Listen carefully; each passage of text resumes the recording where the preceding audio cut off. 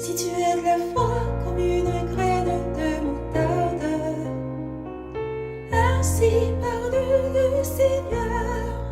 Si tu es de la foi comme une graine de moutarde, ainsi parle le Seigneur, tu pourras dire à cette montagne, arrache-toi et jette-toi dans la mer. Tu pourras dire à cette montagne, arrache-toi et jette-toi dans la mer. Et la montagne se bougera, se bougera, se bougera. Et la montagne se bougera, se bougera, se bougera. Si dans ta vie tes problèmes sont comme des montagnes qui t'empêchent d'avancer, si dans ta vie tes problèmes sont comme des montagnes qui t'empêchent d'avancer, tu pourras dire à cette montagne, arrache-toi, je le dis par la foi. Tu pourras dire à cette montagne, arrache-toi, je le dis par la foi. Et la montagne se bougera, se bougera, se bougera. Et la montagne se bougera, se bougera, se bougera.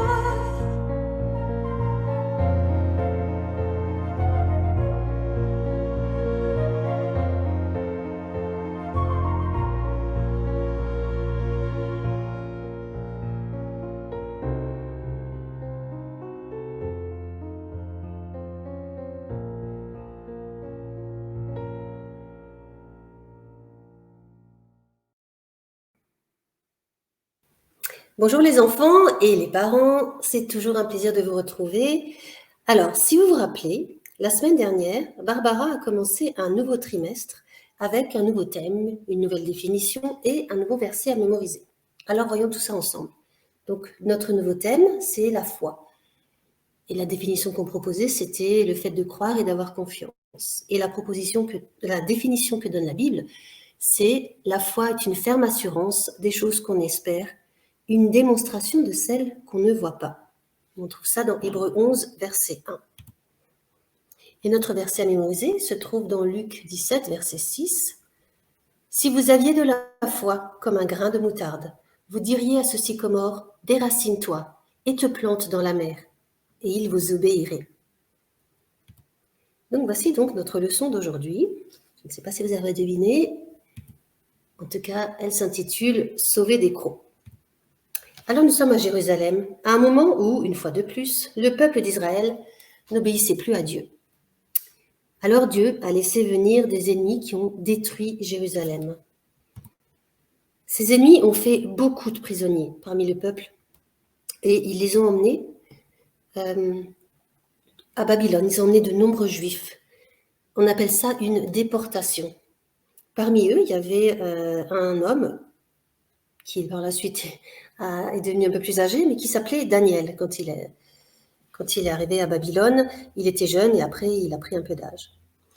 Mais Daniel, même s'il n'était plus chez lui, n'avait pas oublié Dieu et il priait toujours 3 fois chaque jour.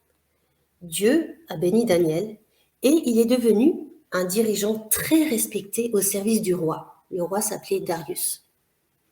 Mais comme souvent, quand quelqu'un réussit, il y a toujours des hommes qui sont jaloux, et c'était le cas pour Daniel. La Bible nous dit dans Daniel 6, versets 4 et 5, si vous voulez lire avec moi en même temps, donc Daniel 6, versets 4 et 5.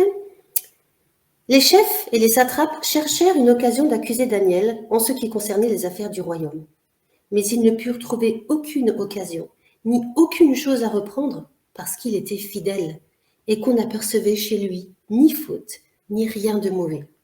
Et ces hommes dirent, « Nous ne trouverons aucune occasion contre ce Daniel, à moins que nous n'en trouvions une dans la loi de son Dieu. » Donc, ces hommes jaloux ont mis en place un plan pour accuser Daniel.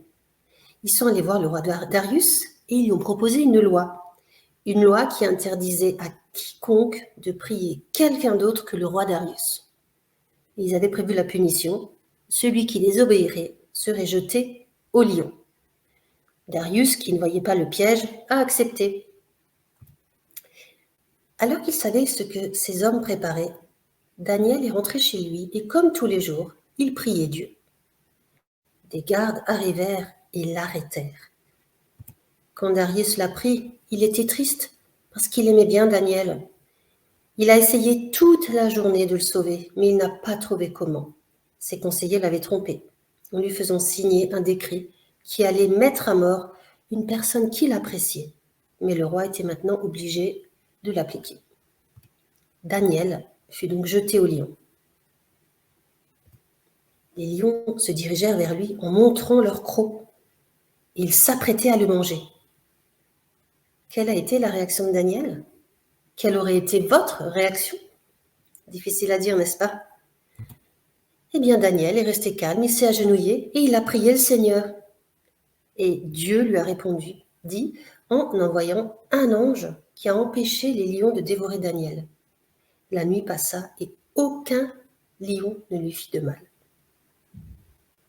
Toute la nuit, le roi n'avait pas dormi. Le lendemain matin, à l'aube, il a couru, il s'est précipité à la fosse aux lions. Et il fut heureux de découvrir que Daniel était toujours en vie. Imaginez sa surprise quand il a appelé Daniel et qu'il a entendu ces paroles.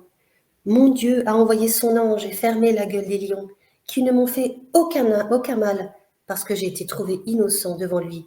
Et devant toi, non plus, ô roi, je n'ai rien fait de mauvais. » On trouve ce passage dans Daniel 6, verset 22. Donc, on le sortit de la fosse aux lions. Et le roi Darius y fit jeter les ennemis de Daniel, qui, eux, ne furent pas protégés par l'ange de l'Éternel. Ensuite, le roi Darius ordonna que tout son royaume honore le Dieu de Daniel, le Dieu vivant et tout-puissant. On trouve ces paroles dans Daniel 6, versets 25 à 27. Donc je lis dans la Bible. « Après cela, le roi Darius écrivit à tous les peuples, à toutes les nations, aux hommes de toutes langues qui habitaient sur toute la terre. Que la paix vous soit donnée avec abondance.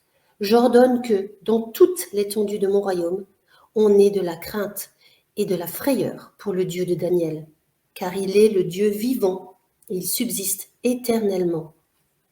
Son royaume ne sera jamais détruit et sa domination durera jusqu'à la fin.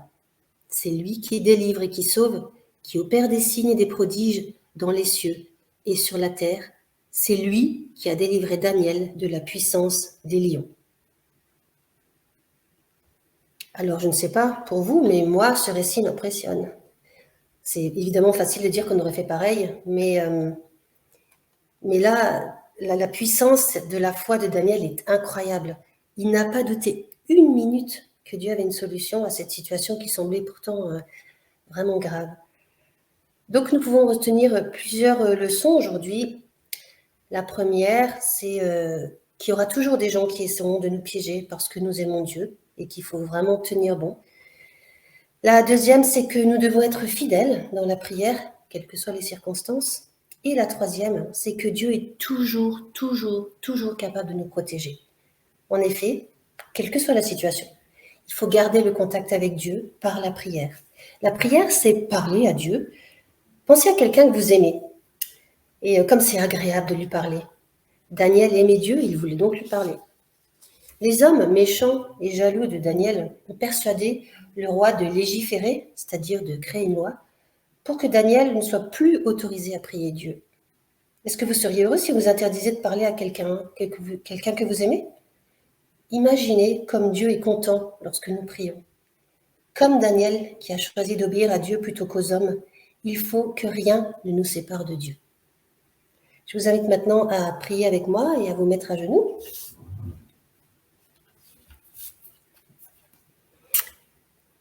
Seigneur, merci pour ce merveilleux récit de Daniel et cette foi à toute épreuve.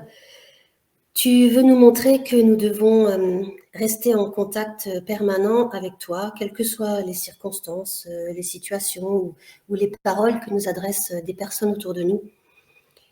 Tu sais toutes choses avant qu'elles n'arrivent et dans le cadre de Daniel, tu avais prévu de le sauver s'il te restait fidèle alors qu'un pays entier était contre lui et que même le roi ne pouvait rien faire pour le sauver.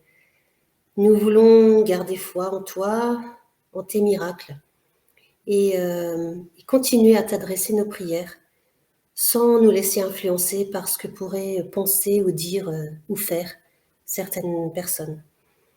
Alors merci de continuer à veiller sur nous, à nous donner ton esprit pour que notre foi soit sans faille.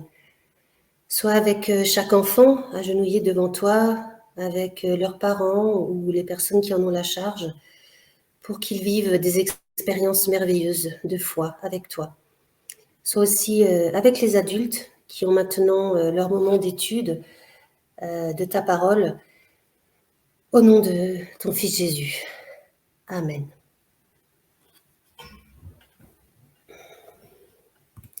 Alors je vous souhaite une bonne journée de sabbat et je vous dis à bientôt. Que Dieu vous bénisse.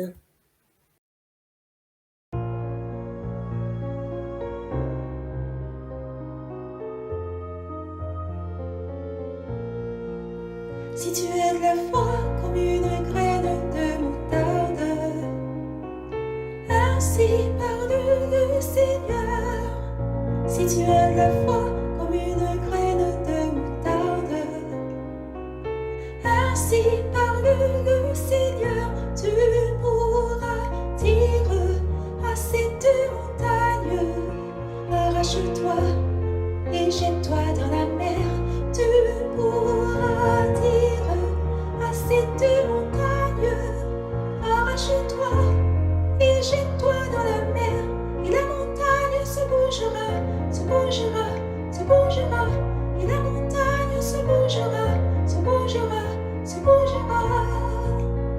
Si dans ta vie tes problèmes sont comme des montagnes qui t'empêchent d'avancer, si dans ta vie tes problèmes sont comme des montagnes